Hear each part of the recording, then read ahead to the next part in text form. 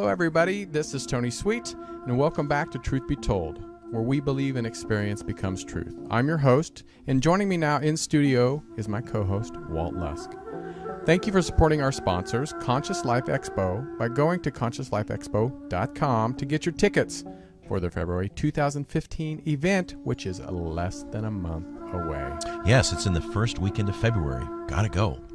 And take your mind on a literary journey by traveling over to adventuresunlimitedpress.com to purchase books from our famed experts featured right here on Truth Be Told. And our first guest, Stephen Mehler, makes his return to our show to follow up on Egypt and a more in-depth background on the pharaoh Akhenaten and the mystery behind his reign. And a subject we really didn't get to discuss the last time Stephen was here was the crystal skulls. Fact or myth? Where were they discovered and where did they come from? So much to talk about. And you might want to pick up his book on the crystal skulls, titled The Crystal Skulls, Astonishing Portals to Man's Past. Hey, ladies and gentlemen, give a Truth Be Told welcome. Please help us welcome author Stephen Mehler. And he's back. How you doing, Stephen? I'm doing fine, Tony. It's good to talk to you again. You too. And I'm here with Walt Lusk at this time because Eddie Connor was here last time. Hey, and, Stephen. Happy New Year. Hey, same to you, Walt. And Eddie's out of town, or he said he would love to have been here. Yeah. So So I'm glad I am. I know. No, we're very excited to have you in studio with us. Well, not in studio, but Skyping, because last time it was just a picture, but now we get to see your handsome face live. Oh, thank you. And for you guys out there that don't know, Stephen and I, we celebrate the same day as Same our birthday. Same birthday, yeah, December 7th. We are amazing.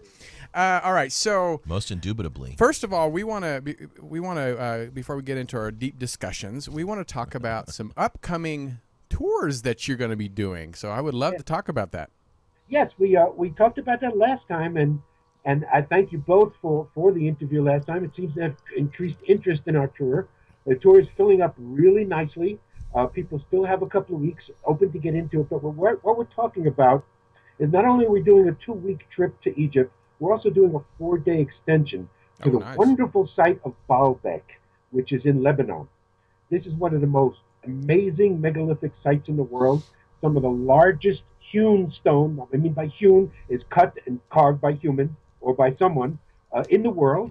They have just recently done an excavation there where they uncovered a stone which may weigh as much as 1,700 tons. Wow. So we are featuring this as an extension, but we want people to know that if there are people who don't want to come on the Egypt tour, the extension is open by itself, so that the 4-day extension to Baalbek, people can come just for that. And if they go to the site www.chematology.com, the Kemet School of Ancient Mysticism, they can find all those details. Now, one question I just want to ask real quick, just to alleviate anybody's fears. Do you believe it's still safe to travel there? Yes. We would not even have scheduled a tour there. We would not go there if it was not so. Archaeological teams are still at Baalbek. It is safe. You're right to bring that up, and that is a concern for many people. We get the same as far as wanting to go to Egypt. I always said, at this time will be my 18th time going to Egypt in the last 22 years. Never have I ever felt unsafe. Never has anyone in my groups ever felt unsafe. Never has anyone been harassed. But going to Lebanon, which of course is closer to Syria, there is a scare, a little bit of warning, but there's no danger there. There is no danger there. The site is well protected, and there's never been an incident at this site, and we're so looking forward to going. Well, be glad you're not going to, Canada, Australia, and one other, France, because the shenanigans going to France have spilled over into those other countries. If you can believe Europe, it. Europe seems to be targeted more now than anywhere else. Absolutely. Yes. Well, all right. Well, I want to make sure everybody knows, go on this trip if you can. If you can't make it this time, I'm sure you'll have some more tours coming up. But one day I'm gonna surprise you, and I'm gonna show up and go with you. Me too. Yeah, because it's. We'd love to have you. I'm also doing a tour in October to Egypt with David Hatcher Childress. Oh wow! Talk about you and David. That would be a trip. Talk about a big party. There you go. Probably a lot of drinking going on. I'm just kidding. I've been with David before. I've been to Egypt actually with David before on a couple occasions. But also your guest coming up next hour, Brian Foster, who I'm going with now, Brian Foster is one of the outstanding researchers in the world today. I'm very excited to work with him, and this tour that we've got coming up in March is going to be spectacular. That's great. Well, we're so glad that that this is still going on for you, and we hope everybody out there goes and gets some tickets and flies over with you, because I'm sure it's a once-in-a-lifetime Absolutely. Experience. Thank you. Well, last time you were here, we talked a lot about Egypt, and I do want to talk about that too, but we briefly skimmed the surface of crystal skulls. And this is one of Walt's favorite. Yeah, I'm very interested in it. And I would prefer we do that at the bottom, maybe second half. let's do it. Preview of coming attractions. What would you like to start with? For the first half, actually what we discussed the first time, and for people can go on the archives Yes. to hear it, was my first book, The Land of Osiris, Introduction to Chematology. My second book is From Light into Darkness, The Evolution of Religion in Ancient Egypt. And since we've been just talking about incidents like what happened in France, what's happening around the world with the excesses of religion, it might be good to start there, because my second book, we actually talk about how modern, what called the Abrahamic religions, Judaism, Christianity, and Islam evolved, and particularly Judaism, which evolved directly out of religion in ancient Egypt. And this is fascinating because Walt and I were just talking about Yeah, that we before were. the show. I pulled some stuff off. I don't know what site I did, but yeah, this is unbelievable. Yeah, go for it. I'd love to hear more. Yeah, we're here to learn. So. Yeah. Right. Okay, you're going to connect the dots for us. If I didn't have created a controversy with my first book, with the second book, I went off the Yeah. in fact, we just recently talked about how sometimes, I remember, Tony, you saying when I was on with you last time, the emails you get sometimes, the messages, the tweets, et cetera, the people we have to deal with. Well, when we get to the crystal skull subject, I just had to deal with somebody on email who was very nasty and very abusive and insulting about crystal skulls. So, yes, we have to do that all the time. So after I wrote my second book, I immediately got messages from people saying, why do I hate Christians? Why do I hate Jews? Why am I a self-hating Jew? Et cetera, et cetera. So you're broadcasting we'll from discuss what that means. You're broadcasting from an undisclosed location, then, right? I mean, We won't say a word. what's going on, the events in the world today proves itself. I mean, Yes. how Absolutely. these religions came to be. And we said we're going to talk about this particular king. Now, the first time when I came on, I said how the Sphinx had made an unconscious connection with me when I was old. And the Yes. Sphinx has guided my work all my life, particularly in Egypt. Well, there was another event. As I often talk about, it's people we meet or it's books we read, which Right, so absolutely. often Absolutely. change the course of our life. Right. In 1968, okay, I graduated college in June of 67. So I was out during the height of the Vietnam War. It was, in fact, 1967 was the largest draft number of the Vietnam War. I tried to get into graduate school, didn't get into accepted to the schools I wanted, et cetera, et cetera. To make a long story short, I didn't go on to become a teacher like a lot of my friends did, go to ghetto schools in New York City to get out of going to the draft. I had to make a decision whether I was going to go to Canada because I was against the war, Right. or join. And so I enlisted in the Air Force because my brother had been in the Air Force. So I spent 4 years in the Air Force from 1968 to 1972. When I went in, I decided I was going to read and study and research things that really interested me, that I didn't have time for as an undergraduate. Now, I'd always been interested in the work of Sigmund Freud. I was always interested in his theory of psychoanalysis, his dream theories, et cetera, et cetera. What's interesting, let me interrupt you really fast. I have a show on here, UBN. It's titled Dr. Judy, WTF, which stands for What the Freud. We're going to clear up a lot of misunderstanding about this, which is good, because a lot of people have written me about this and don't understand and have got really bad information about what I'm just going to say. So let me explain this. Sigmund Freud, in 1934, wrote 2 essays. Now, Sigmund Freud was very interested in archaeology. In fact, Sigmund Freud and his most famous student, Wilhelm Reich, Carl Jung. Yes, Carl Jung. Both were interested in archaeology, and both would have wanted to be archaeologists if they hadn't been psychoanalysts or psychologists. Freud was very interested because the German school of archaeology was doing a lot of work in the middle 19th century. In particular, a man named Sir Richard Lipsius, German Egyptologist, archaeologist, discovered a site in 1846 which is known today as Tel El Amarna. He discovered an unknown king when nothing had ever been known about this individual, but who built this city and almost seemed to create a revolution in the middle of Egypt. His title, not name, we always have to get clear about this.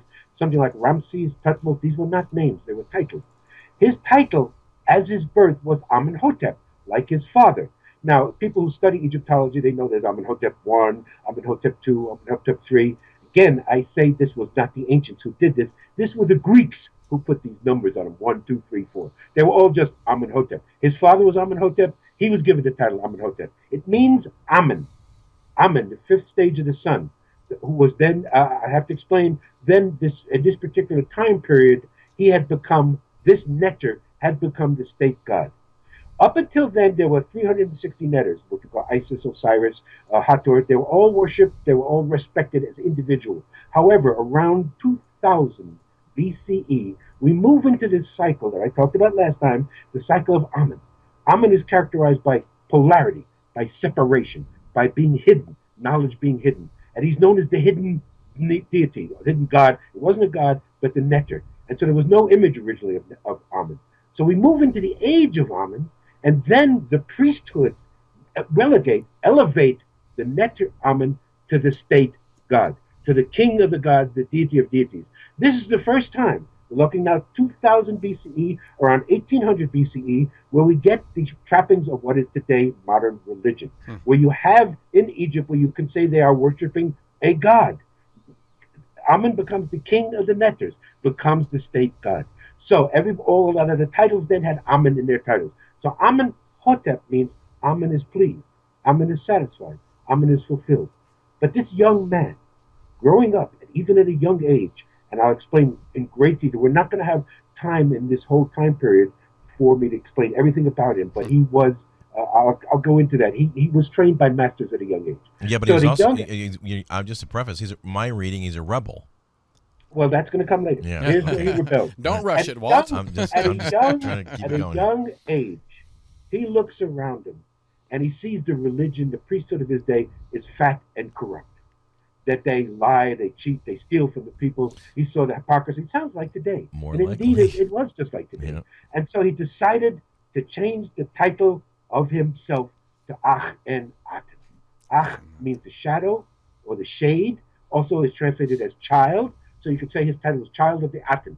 Aten is the stage before Amen. It is the stage we talked about of full flowering of consciousness, where everybody was in a state of enlightenment. Full age. There were no priests. There were no gods. There was no religion. Everyone had a personal connection to spiritual essence, to the deity, if you will, to what could be called deity. Only there was no concept of God at that time period. We're talking about 20,000 years ago. We're talking about 20,000 years ago, we were in a higher state of consciousness than we are today. He wanted to return to that period. So he called himself the shade or the shadow of the wiser. Aten means the wiser. It is the sun in the full stage of its flowering in the high afternoon, where we are in the highest state of consciousness. So, in essence, Akhenaten wanted to return to the old days, to what you could say the old-time religion, to the time when there were no priests, there were no formal texts, there were no formal religion. Everybody had an individual connection to deity or to spirit. And this is what he promoted to people. This is what his teachings were. And so he was a rebel, absolutely. And as it came about, he tried to coexist with the priests of Amen. It couldn't coexist. The capital at that time was Thebes, which is today where Luxor is. He had built a temple there. He decided he wanted to go to a place where there was no other Neter worshipped. And so he went to Middle Egypt, to a site that we know today was not virgin. A lot of the people, and again, I will say to you all listening that this gentleman, only discovered in 1846 by Richard Lipsius, only talked about by German Egyptologists in the late 1800s, only firmly realized when American Egyptologist James Henry Breasted wrote a book about him in 1903, did the Western world, the Americans in Europe, know about this man. But yet, I say to you, in the last 50 years, there have been more books, more articles written about this individual than any other person in Egyptian history, including Nefertiti, which is his wife, his consort, including Cleopatra, Ramses II, whoever else you could think of. More things have been written about him, and in all different languages, particularly in German, French, and a friend of mine just put out a book in Czech about Akhenaten. So more has been written about him, but I will say to you, more inaccuracy has been written about him than accuracy. Wow. He's tended to be looked down upon by Egyptologists because they consider him a pacifist by we. And even when I talk about people writing books about him, the great novelist Agatha Christie. Agatha Christie, who we know from Death on the Nile and a lot of books she wrote, Hercule Poirot, she was married to an Egyptologist, a British Egyptologist named Malawan. She wrote a play about Akhenaten, and I have read it, and it's terrible. So it doesn't compare to the other things she's written, but she follows what was the standard Egyptology attitude about him, which is still prevalent today, that he was weak, that he was a pacifist, that he might have even been a homosexual, which they use as a detriment, as a diminution, and he was a failure because his revolution supposedly failed. He only rules for it's controversial, maybe 17 to 21 years. He tries to bring the people back to the age of Aten. His priests close the temples of Amun. They wipe out the other names of the other deities. Only Aten is to be worshipped or to be realized. It was his priesthood that did this. It was very aggressive. And we can go into great detail about this. But apparently it failed. The people don't pick up on it because they are not in that state of consciousness. And this is, again, we're talking about around 1350 BCE. Well, what I read, though, he's no pacifist. Oh, no.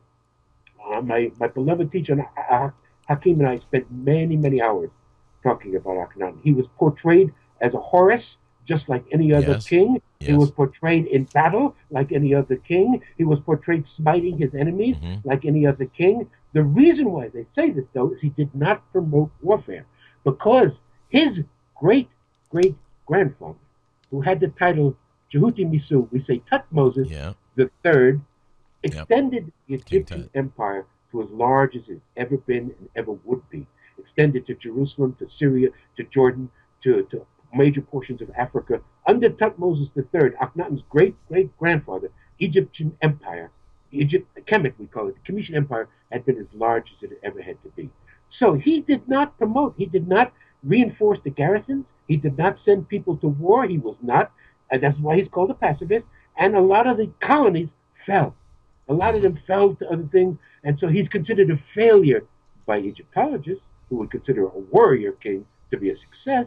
He's considered a failure, but he was not interested in warfare.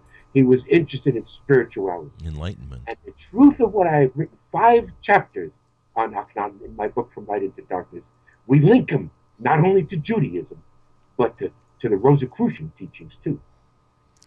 I just find it fascinating that the differences in the religious beliefs of each ruler or pharaoh or whatever you want to call them.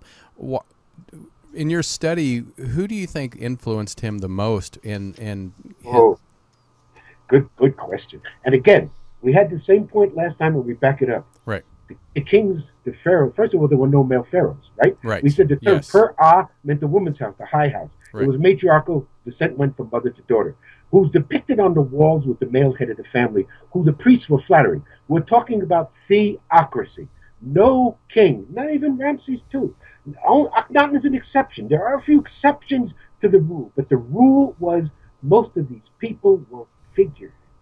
They did not. The priest ruled. Ran the civilization. Yeah. So they determined what deity was important, what netter was important. So again, it was the priesthoods around 1800 to 2000 BCE, knowing the cycle, was moving into the age of Amun, who elevated one of the 5 stages of the sun, Amun, the stage of night, the stage of darkness, to be the head, to be the main deity. So this was already a couple hundred years in effect before Akhenaten came to power. So this enabled that Amun priesthood to become fat and corrupt and rich, very rich and wealthy, and extracting huge fees out of people to mummify them, to take care of the dead, etc., etc. And again, we can go into the whole story how religion came to be, and we need to do that. But I wanted to bring Akhenaten in because that book changed my life.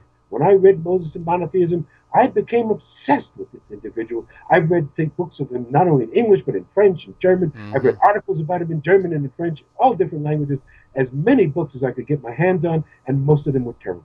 So that's why I had to write my own book. Well, one thing I've read here that really struck me, and you can validate this or not, is he declared for the first time in recorded history there was only one God. The concept of monotheism. Was that a fallacy? Fallacy. Okay. He's given He's given the credit of inventing monotheism. Yeah. That is not true.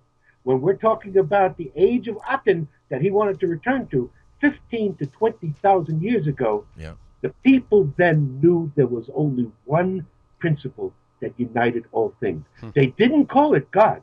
They didn't have a religion. They didn't make images or idols, but they knew there was one principle that connected everything.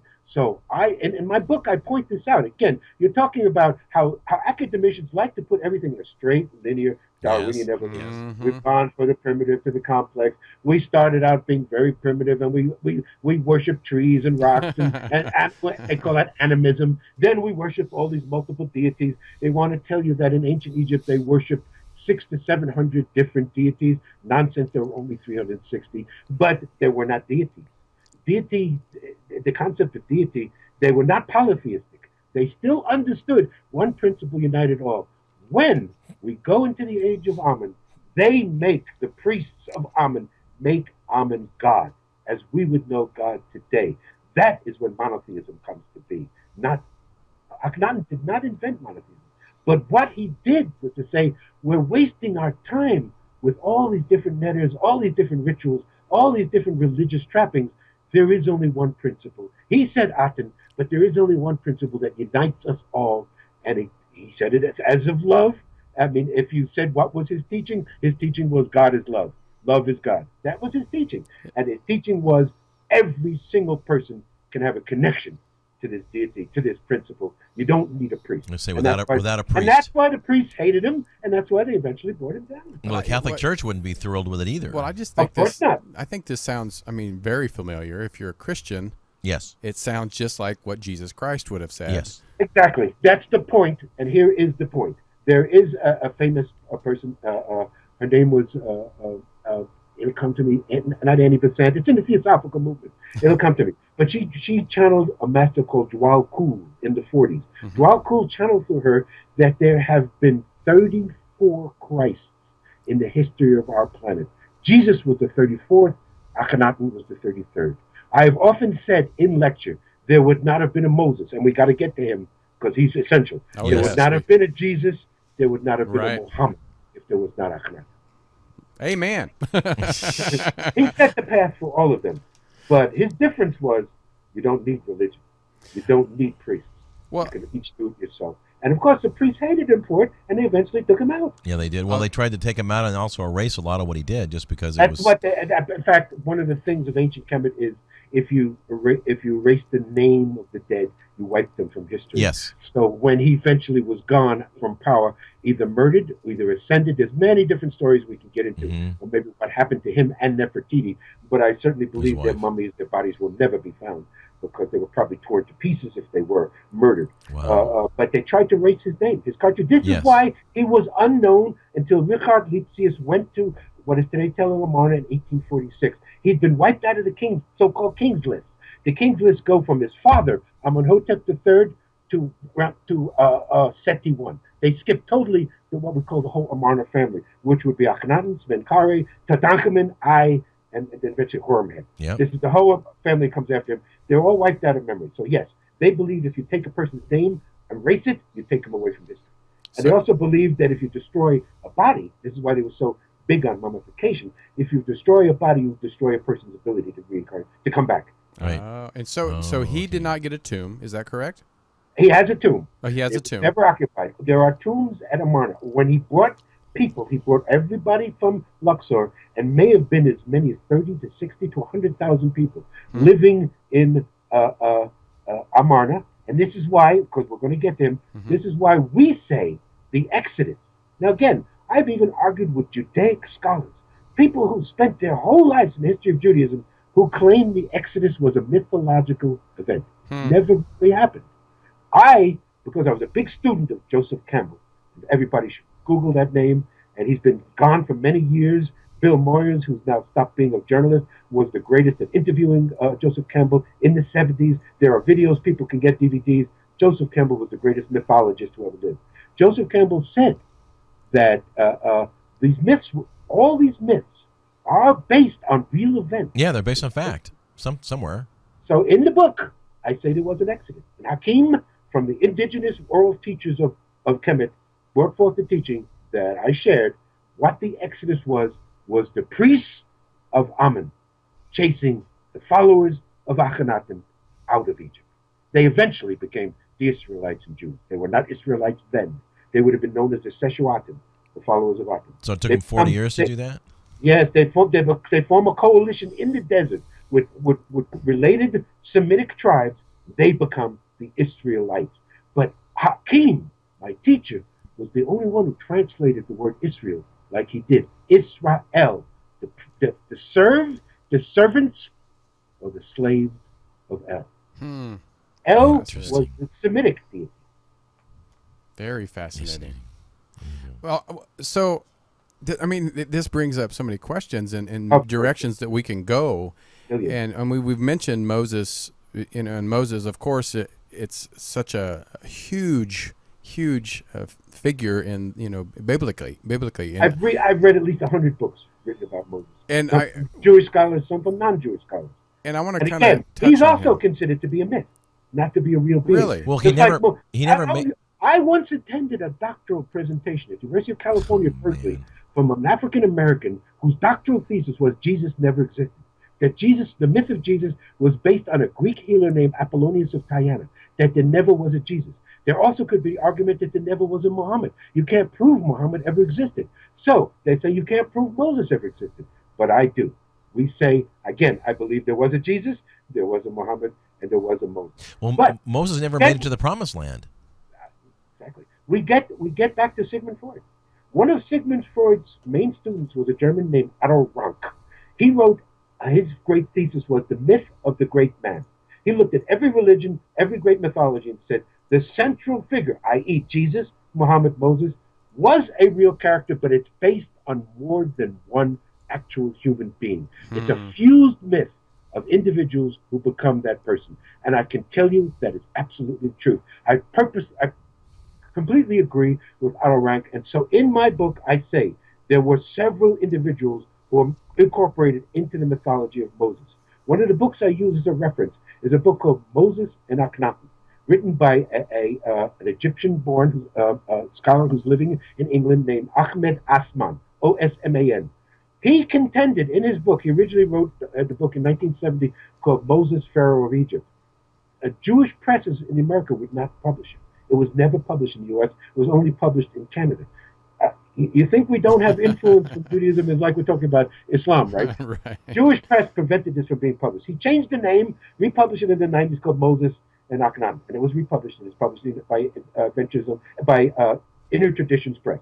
He stated, Asman, that he believed Moses never existed, that all the story of Moses is Akhenaten. Akhenaten's life, Akhenaten's teachings, Akhenaten himself was the basis of Moses. Well, I agree with him and I disagree, because, as I say, several individuals whose life histories became the myth of Moses we have today, and Akhenaten was one of them. However, Akhenaten had what we call viziers. Now, vizier is not a Commission word. It is based on a Turkish word, wazir. It usually was the second in command to the king. We would say today the prime minister. That person handled all the administrative duties for the king, the signing names, documents, treaties, meeting officials from other countries, etc., etc. That was the vizier. Sometimes a king had more than one. Akhenaten had two viziers, but he had one vizier who had the name Ramos, would be the same as Ramses. Ramses is the same as Ramos. People don't understand the name. Ramses is just another translation of Ramos. In Greek, it would be Ramoses. Understand that. We have it in the Commission tongue as Ra Misu. It means the incarnation or the resurrected second stage of the sun. That's Ra. The resurrection, in other words, you see that these are not people's names, that these were titles. The resurrection, we won't say incarnation, the resurrection of the second stage of the sun. But Hakim even took it deeper to me. The word Misu actually means the one who has defeated death. And it is the origin of the word Messiah. Messiah in Hebrew, the one who has defeated death. This is where the whole tradition of Jesus comes from, is that he was based on this tradition that, to explain again the systems being different, in Africa and Asia, religion became to a different standard. In Asia, because the climate is warm, hot, and moist, you can't preserve the body. It's no good to bury the body or to mummify or try to preserve the body. It will not happen. So they burned the body. They invented cremation. And they invented then the concept, you don't need the body. You can reincarnate into a new body. So in Asia, they taught reincarnation. People always ask me, did the ancient Egyptians and the Cometians practice reincarnation? And many people say, yes, yes, yes. No, they didn't. They practiced resurrection. And this is where resurrection comes from. In the desert climate, as it became, they developed mummification. You can preserve the body. So these priests taught that during your lifetime, you're going to go through a series of initiations. You're going to become the perfected being so that you will keep this body. When you die, of course, your family will pay us a nice stipend to keep this for you through perpetuity. We will take care of your body. We will protect your body, and you can come back to that body. This is resurrection. This is what is practiced in Egypt. So Misu concept meant the resurrected one of the second stage. It was already a concept there. And Jesus, following the path of Horus, again, when it's resurrection, we think of resurrection, we think of Jesus. No. Osiris was the resurrection. Osiris, the whole myth of Osiris, he's killed by his jealous uncle. His son is born from him in an act of magic from his wife. She magically creates his penis. It's a long story. And again, Horus is the resurrection of Osiris. So Osiris becomes the basis of resurrection throughout all of African religious history. So that's the story. Ra Misu meant the resurrected one. This was a definite individual, and in Greek, his name would have been Ra Moses, and that's where Moses comes from. And where did you do most of your research? Was it mostly through text in Egypt, or did you have a chance to do a lot of research here in the States? Did it both. It's both. Again, my background, from 1968 through the 70s, I read everything I could in Egyptology, and I read specifically everything I could about Akhenaten. Everything that was in English, and then, of course, I can speak French, and I can speak German, and I can read those. I read. So I read everything I could about him myself to self-educate. But it was until I met Abdel Hakim in 1992 that I got the oral tradition, the indigenous wisdom tradition of him. I also, in the late 70s, got involved with the Rosicrucian order. And that's when I found out that there was a Rosicrucian tradition around Akhenaten, too. So to go back now, the oral tradition, the oral masters of Egypt venerate Akhenaten. They consider him a great master. So he's not considered a lowly figure. That, first of all, came across. But what I noticed is I got involved with the Rosicrucian order, AMARC, which stands for AMORC, Ancient Mystical Order Rosicrucis, in San Jose, California, in 1978. What drew me to Rosicrucian Park in San Jose was there were images of Akhenaten all over the park. Now, again, I started my research in 68, all through the 70s. I'm doing all the self-educating of learning all Egyptology has to say about Akhenaten. I found Agatha Christie's novel about him. I found alternative books about Akhenaten. One in 1976, written by men named Daniel Blair Stewart, who created the mythology today that Akhenaten was an elongated skull extraterrestrial from Sirius. We can discuss that too. And I read all of these different sources on him. And in 1978, I discovered there was a Rosicrucian tradition. I'd never been seen anything like this before. The standard history of the Rosicrucian order is that it evolved in the 17th century in Europe. So what is this Egypt stuff all in it? So I had to become a Rosicrucian. And not only did I have to become a Rosicrucian, but I became a staff research scientist. And I had access to the archives of the Rosicrucian order. So what did I find out? That there are Rosicrucian archives that say that Akhenaten was the traditional first Grand Master of the Rosicrucian order. And it says even more, his great-great-grandfather, the one we mentioned before, the great warrior, King Thutmose III, founded the Rosicrucian order.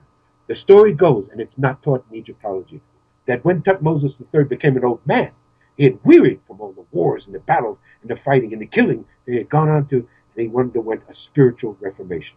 He denied warfare. He denied any more building the empire of Egypt, and he devoted himself to spiritual teachings, and he developed a series of teachings, of initiations, of degrees that eventually became the Rosicrucian teachings. Okay, I want to ask you this: if they tried to wipe the priest, if they tried to wipe him kind of out of history, why is there so much artifacts still left? Because, as Hakim would teach, you can never bury everything. Again, we are in the age of Amun.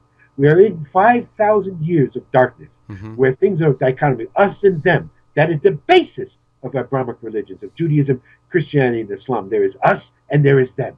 And so there's all this separation. So that, yes, there's been 5,000 years trying to obfuscate.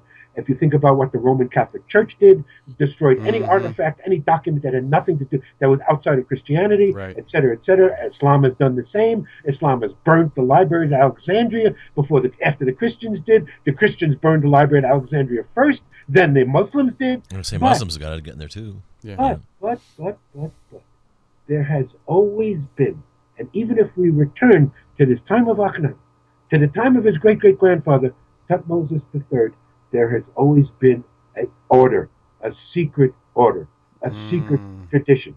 One of the great scholars who talks about this, and we mentioned this the last time I was on the show, Right. R.A. Schwaller de Lubitsch, who John Anthony West is a great champion of today. Schwaller was the first one to talk about there were two types of teachings that the priesthood had. They had the teachings of Osiris and the teachings of Horus. The teachings of Osiris were you had to make your mistakes during a lifetime. You had to accrue your karma. You had to die and come back. You had to die and come back until you finally cleared all your karma. But the path of Horus is to do it on one journey, to take the conscious path, to go on the path that I am going to clear up all my garbage, I'm going to clear up all my negativity, and I am going to become as spiritual as I can. That's the path of Horus. Jesus is a Horian. Jesus took the path of Horus to become enlightened in one lifetime. And so again, yes, I've had teachers and masters as well as the academic training, and so did Akhenaten. You asked me who were his teachers. His mother was one of the first greatest teachers. I talk about his teachers in my book. Oh, yes. His mother brought him back to his tradition because I believe Akhenaten, to his mother's side, was Hebrew. Now, we have a different thing we explain in my book. The terms Hebrew, Israelite, and Jew are not the same thing. Oh, wow. Hebrew is actually, the Hebrews were African. They were not Semites. Hebrews were part of the original 42 tribes of Kemet. When we talked about what was the Comitian situation, it was 42 different tribes, all races, all types of people were what Kemet was. White, black, yellow, brown, red, everybody was Comitian. So there were people who were there. The word Hebrew, as defined by Hebraic scholars, by Judaic scholars, and by Egyptologists, they believe comes from a Comitian Egyptian word called Abiru or Apiru, which meant foreigner or stranger. So this was the idea that the Semites came into Egypt. They were, they weren't slaves. They were considered to be foreigners, strangers, not to have anything to do with, and those were the Hebrews. That's not true, Hakim said. He said the word Hebrew comes from the first stage of the sun, Cheper, and it's Cheperu. The K-H-Ch could not be pronounced by certain people. It is pronounced in Arabic and Hebrew today, and even in Germany, but you have that in not the prettiest language. Very much in Hebrew and in Arabic. But Anglo people, early Europeans could not pronounce it, so they made it H. So Hebrew is Cheperu, and Cheper is the dawn. So the word Hebrew we translate as those that were there at the dawn, at the beginning of the Comitian civilization. Wow. So we say the 12 tribes of Israel were 12 of the 42 tribes of Kemet. Well, because the time is going so fast, I do want to ask one other question about Akhenaten. That because I'm looking at a lot of pictures of him, it was very awkward. The body was shaped. Elongated head? Well, even the body was very feminine looking, and I'm wondering, was he actually feminine looking, or was it because of his thoughts were more feminine? You're getting it right there. He looked at how the other so-called kings were portrayed, and they were always portrayed like they were 25 years old, 22 years old, right? stripped, at the height of life, and they never were like that, of course. So he didn't want that. He said, this is not true. He had a term he used for himself, Ach and Ma'at. I am living in universal truth, cosmic truth. So he told his artists, he told his priests, the physical body is not important. Portray me, I don't care how you portray me. So they went overboard, and they portrayed him cartoonish. And they portrayed him, as you said, as a hermaphrodite, as representing both masculine and feminine principles. Now, a lot of Egyptologists translate that. There is a famous statue in the Cairo Museum that shows him with no genitals. It shows that the statue is completely naked, no genitals. But clear. And so, again, Egyptologists say, well, he was homosexual because there's a relief showing him in a very loving embrace with his brother. So they base that, and under that they say he was homosexual. But they can't explain that he had 6 daughters. Sure, right. Funny how that works. Right, but he was not. He was considered to be masculine and feminine. That's why he was portrayed that way, with very feminine hips, very spindly legs. Mm-hmm. He probably was 7 feet tall. That's why he's shown so large. Whether he had an elongated skull or not is a matter of controversy, and I'm going to discuss that in detail with Brian Foster in Egypt, because we don't have his mummy, we don't have Nefertiti's mummy, we don't have any of the bodies of the 6 daughters, who are all portrayed with elongated skulls, but we have the mummy of his mother, we have the mummy of his father, and we have Tut's mummy. Now, Egyptologists believe Tut was Akhenaten's son. I don't. I think he was a younger brother. But at least, anyway, there's a familial, there's a connection. Tut does not have an elongated skull. Many people have written books, including my co-author David Hatcher Childress, that Tut has an elongated skull. He does not. He has an elongated cerebellum in the back of his skull, but it is within the normal bounds of the human skull. My bachelor's degree, I was pre-med, it was in physiology and anatomy. I know human anatomy pretty well. He does not have an elongated skull. So this is interesting. This is one of the things we're going to discuss in detail on this tour of Egypt. Why did Akhenaten allow the artists to portray him and Nefertiti and the 6 daughters as having elongated skulls if they didn't have them? Meaning, were they trying to identify with some ancient ancestor? Well, what I read is that he was one of the first that authorized that made them look as they actually do, as opposed to make them look younger or different. Right. But they overdid it. They made him look like a cartoon. Yeah. The images if you look at the image of the cover of my book, From Light into Darkness, that is a portrait bust that was done by a sculptor named Tutmosis. It was found in his workshop with the famous bust of Nefertiti. Again, if people don't know, Nefertiti was Akhenaten's consort, not wife. There was no term wife. There was no term queen. She was not the lesser. She was the higher. She was the per-ah. But she chose him as her consort, so he was considered to be the king. But she also portrayed with an elongated skull. Never has been found any evidence that he had that. So why did he allow that? He allowed that to happen. So there has to be a reason for that. And this is what we're going to discuss. But so far, against what anyone else has written, there have not been any elongated skulls found in Egypt. Really? Not yet. None. But there have been in Africa. That's a bold have been in Iran. statement. And there are races of black African tribes today who have elongated skulls. Interesting. So there definitely seems. Now, what you'll find out if you talk to Brian Foster about that next hour, he's done amazing research on the people called the Paracas people who lived in the south of Lima about 2,000 years ago. They all had huge elongated skulls, much larger brain capacity than we had. He's doing the best work in the world on it. But it is a controversy. Why did Akhenaten allow it to be portrayed that way when he was not? Wow, this is. You think when you think you learned everything, and then you think you figured it out. It's like, there's a curveball. So much more. What else do you think that are you personally looking for? Not necessarily the whole research community, but what are you personally looking for when it comes to Akhenaten? I would like to see some more texts being found that are more of his teachings. Again, it is what is considered, again, because I believe who was Moses, Ramisu, who may have let the followers of Akhenaten out of Egypt. Akhenaten disappears, Nefertiti disappears, the daughters disappear, Tut is elevated to king at the age of 9. He's probably murdered, and then Nefertiti's father-in-law is the next king, he's probably murdered. Then, they're all wiped out. And so why did this happen? So the interesting thing is exactly why he had himself portrayed that way, and the fact that Ramisu, we believe, led the followers about. So he was Moses. So I want to find as much information more about him as possible, if it's possible to find. But we say Akhenaten gave today what is called in Judaism Mosaic Judaism, the teachings of Moses. Clearly, because we have the texts now that show Akhenaten's teachings. A lot of these texts have been found, clearly come from Akhenaten. And you think that majority of the religions, ancient religions especially, came out of Egypt through the priest?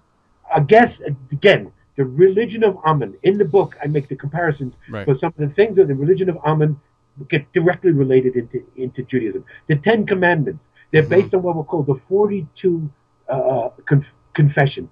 And in everybody's tomb, you would have these 42 confessions. I Right. have not offended any netter. I have not hurt a widow. That was one of them. I have not hurt a woman. That was one of them. You don't have that today. No Christian goes to his grave saying, I've not hurt a woman. But you say that in ancient Egypt because it was a matriarchy. Right. And so they were broke down to 10, and the 10 commandments can be shown to come directly from the 42-step confession. Other things in Judaism, which I point out in my book, come directly from Akhenaten's teachings and from the fact. The whole idea in Judaism that there is no image of God, there is no image of God, is directly from the religion of Amun. When Amun was first created, there was to be no image. He was hidden. He was in darkness. But later on, they created an image for the people of a man sitting on a throne with this particular crown, a goose feather crown. And that was Amun. Later, they even officiated a goose or a ram with Amun. So they did associate animals with him. But at the beginning, there was to be no image. This is directly incorporated into Judaism, that there's to be no image of the Jewish God. In fact, the name, again, Aten. Well, what is the Jewish name is Adonai. Now, I'm creating blasphemy by saying that without covering my head. But, I was born a Jew. I was born into Orthodox Jews. Obviously, I don't practice Judaism anymore. But Adonai, Oi is just an alliterative ending for singing. The really is, it's Adon. So as we find out, T in Commission becomes D in Hebrew. So Adonai is Akhenaten Aten. Same guy, same person. So Judaism, Wow. every Judaic scholar to date, and this is why, again, I'm labeled a self-hating Jew. Of course, because Freud was too. Because Freud actually, in his book, Moses and Monotheism, psychoanalyzed the Jewish God. Of course he did. He put him on the couch. Yeah, of course he did.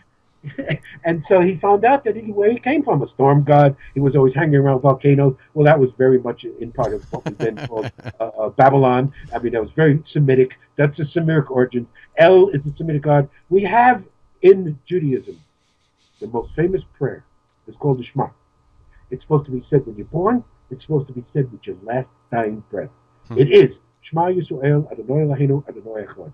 Basically, loosely translated, hear, O Israel, the Lord our God, the Lord is one. But there's actually 3 different deities in this statement. Shema Yisrael, Adonai Eloheinu. He's saying Adonai Eloheinu. It's the same thing. Well, Elohim, Elo is El, is the Semitic. So here you have the Trinity? I say the coalition that was formed in the desert, where the Semitic traditions and the Akhenaten traditions were fused. They used him, and they said, and you're never supposed to pronounce his name. As it is written Yod He Vod He, the so famous Tetragrammaton. Well, it is to be pronounced. If you literally pronounce it, Yaya, and it actually is a word in Arabic today, Yaya, and this is where we get Yahweh. Yahweh. It is Yahweh. But you're never supposed to say his name in Judaism. You say Adonai. Instead of his name is hidden, like Amun is hidden, but you use Aten. You bring Aten as his name. You bring Akhenaten's God, if you will, Akhenaten's teaching to Judaism. And you're saying they're one. You're saying the Semitic tradition of El, the Commission tradition of Adon are one. But even the first word, Shema Yisrael, hear, O Israel, well, basically Shema means hear, and it's saying Israel, hear, you slaves of El, Aten and El are one. That's really what it's saying. Wow. You are so fascinating. I wish you could just come in studio one of these days. We'll get you out here. We have to get you out here. Definitely. And the time is up. And I want you to definitely have to come back because we didn't get a chance to even talk about the crystal skulls.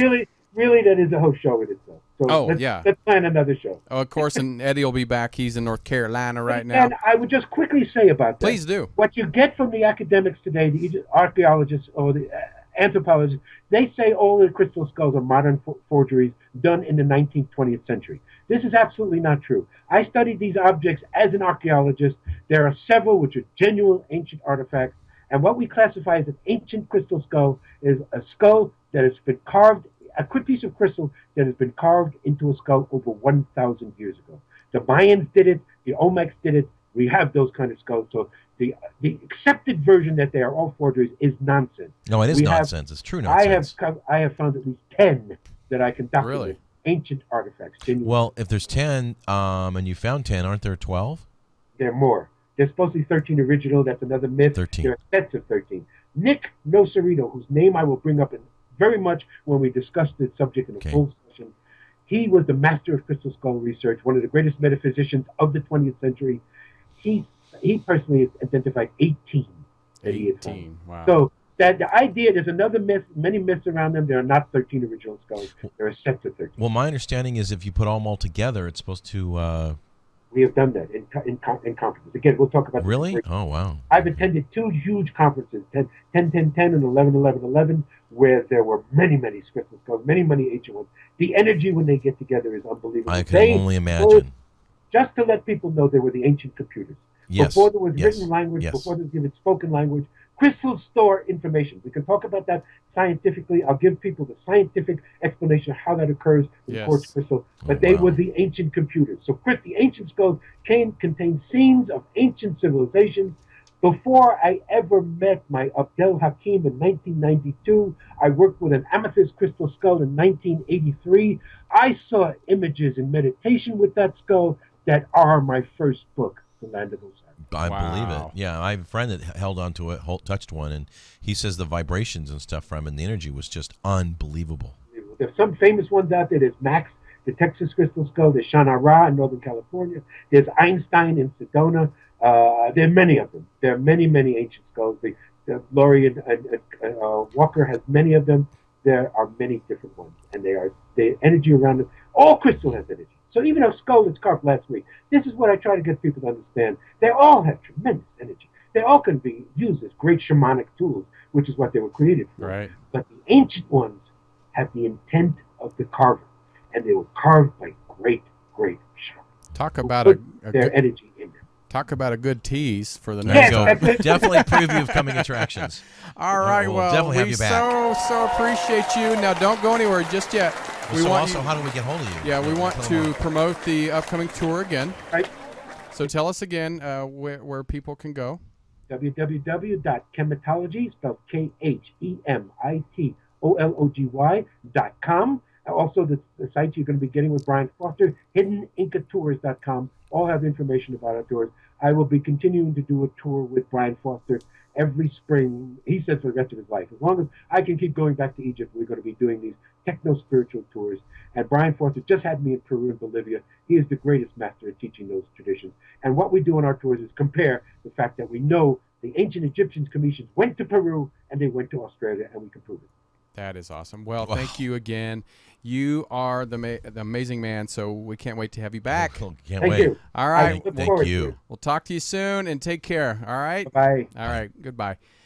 All right, guys. We're going to take a quick break. When we come back, we're going to have our next guest, Brian Forrester. So don't go anywhere. Just make another pot of coffee and stay tuned. That's Don't touch that dial. Do not touch that dial. All right, Brian Forrester is coming up, and just to enjoy a little bit of Egyptian music. There you go. Walt and I put together. Yeah, we sang, right? No. All right. I hummed. Yeah, we'll be right back.